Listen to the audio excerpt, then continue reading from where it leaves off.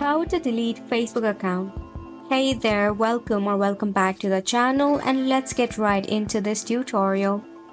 To delete your Facebook account, you can launch a Facebook application in your device. Now over here, make sure to log into your Facebook account if you have not yet.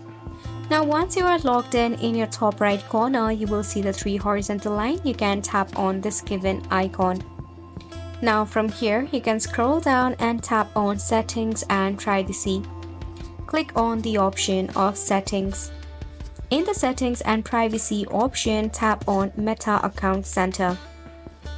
In the Meta Account Center, you can actually head over and click on the option of Personal Details.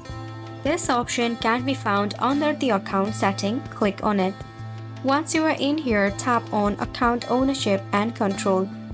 Here you will see Deactivation or Deletion. Tap on it. From here, select on your Facebook account.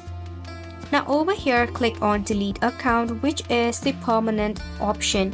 You won't be able to recover your account after this. Tap on Continue button. Then just give a reason about it and tap on Continue. Then again, click on the Continue button. Now, you can scroll down to the bottom and tap on Continue once again. Thank you so much for tuning in.